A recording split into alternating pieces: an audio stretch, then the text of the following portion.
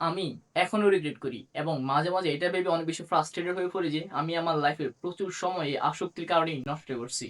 আমি যদি আরো আগে থেকে এগুলো ছাড়তে পারতাম তাহলে আমার লাইফের অনেক সময় এবং এনার্জি বেঁচে যেত এবং আমি বিশ্বাস করি আমি আরো অনেক ভালো করতে পারতাম। তো আমি কিভাবে এই আসক্তি থেকে বের হয়ে আসছি সেটা শেয়ার করবো আজকে তোমাদের সাথে, যাতে তোমাদের লাইফের সময় এবং এনার্জি বেঁচে যায় এবং তোমরা লাইফে আরো অনেক ভালো করতে পারো। ভিডিওর প্রথমেই বলে নেই, আমি এই আসক্তি থেকে বের হওয়ার জন্য যে গাইডলাইন গুলো পেয়েছিলাম সেগুলো ছিল একটা পেইড মেন্টরশিপ সার্ভিস থেকে, এবং আজকে আমি তোমাদের সাথে সেগুলো একবারে ফ্রিতে শেয়ার করবো, just for helping you guys.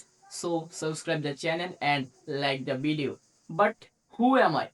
আমি তৌফিকুল ইসলাম। আমি 2025 সালে চট্টগ্রাম বোর্ডের একজন এসএসসি পরীক্ষার্থী এবং বর্তমানে পড়াশোনা করছি চট্টগ্রাম বাকুলিয়া সরকারি কলেজে।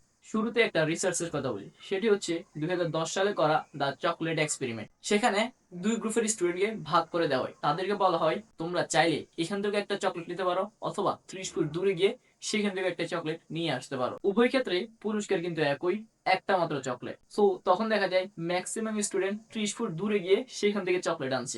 তখন রিসার্চার অবাক হয়ে বলে তোমরা তো চাইলে এখান থেকে চকলেট আনতে পারতে, কিন্তু তোমরা 30 ফুট দূরে গিয়ে সেখান থেকে কেন চকলেট আনলে? তখন তারা বলল তাদের আসলে এই কাজটা করতে ভালো লাগছিল।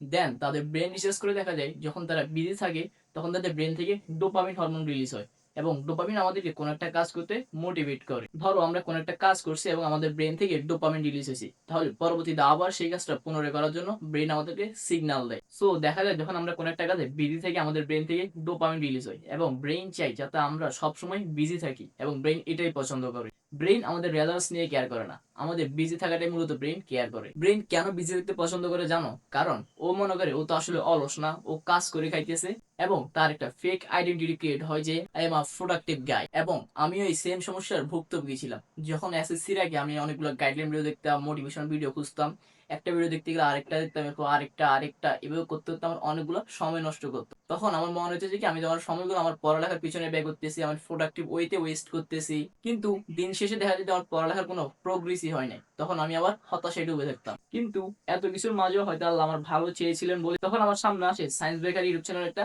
গাইডলাইন ভিডিও, যেটা দেখার পর আমি এতটাই ইমপ্রেসড হই যে আমি সাথে সাথে তাদের একটা কোর্স মেন্টরশিপ ছিল সেটাতে এনরোল করি। সেখান থেকে মূলত আমি জানতে পারি এই ইন্টেলেকচুয়াল পর্নের কথা। তখন আমি মূলত জানতে পারি যে এত এত গাইডলাইন ভিডিও দেখার পর আমার কেন উন্নতি হয় না। তার রিজনটা হচ্ছে যখন আমি অনেকগুলো গাইডলাইন ভিডিও দেখতাম, অনেকগুলো মোটিভেশনাল ভিডিও দেখতাম, তখন আমার ব্রেন কনফিউজড হয়ে যেত। আমি যে কোনটা ফলো করবো, আমি কোনটা মেনটেন করবো, সেটাই ব্রেন ডিসাইড করতে পারতো না।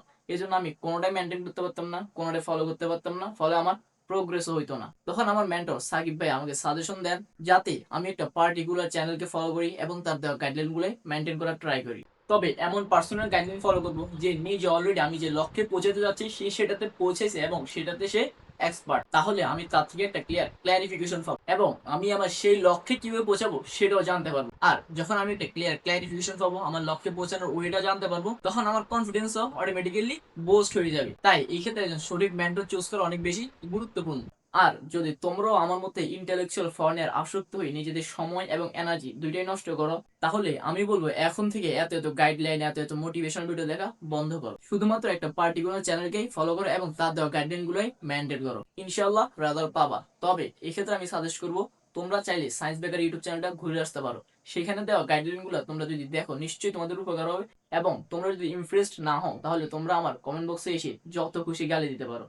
ভিডিওর এই মুহূর্তে এসে তোমাদের জন্য রয়েছে দুইটা ছোট ছোট অ্যানাউন্সমেন্ট। তার প্রথমটা হচ্ছে তোমরা যদি আমি যে পেড কোর্সে যে গাইডলাইন গুলো ফলো করছি, যে গাইডলাইন গুলো জানতে পারছি, রোড ম্যাপটা জানতে পারছি, সেগুলো যদি চাও এবং যে সাজেশন গুলো পাইছি যেগুলো থেকে 100% কমন আসবে সেগুলো যদি চাও, তাহলে আমার ডেসক্রিপশনে দেওয়া হোয়াটসঅ্যাপ চ্যানেলে এখনই জয়েন হয়ে যাও। এন্ড দুই নম্বর যে অ্যানাউন্সমেন্ট রয়েছে সেটা হচ্ছে সায়েন্স বেকারি এই বছর তোমাদের জন্য নিয়ে এসেছে একটা লাস্ট টাইম কামব্যাক কোর্স, যার নাম হচ্ছে টিম তাণ্ডব। এখানে তুমি লাস্ট টাইমের জন্য সকল বড় suggestions, practice, preparations, guideline, road map, যা যা প্রয়োজন সবকিছু পেয়ে যাওয়া এই একটা মাত্র কোর্সে, এবং এই কোর্সটা হতে পারে তোমার রেজাল্ট চেঞ্জার। তাই ডেসক্রিপশনে দেওয়া ফেসবুক পেজে এখনই মেসেজ করো এবং এনরোল করো টিম তাণ্ডব কোর্সে। তো এতটুকুই ছিল আজকের ভিডিও, তোমাদেরকে সতর্ক করার জন্য এবং আমার স্টোরিটা শেয়ার করার জন্য, যাতে তোমাদের সময় এবং এনার্জি বাঁচে এবং তোমরা একটা বেটার রেজাল্ট করতে পারো। যদি ভিডিওটি ভালো লেগে থাকে এবং তোমাদের কোনো উপকার আসে তাহলে অবশ্যই ভিডিওটিকে একটা লাইক এবং চ্যানেলটিকে সাবস্ক্রাইব করে দিবে এবং আরো অনেক নতুন নতুন টিপস পেতে।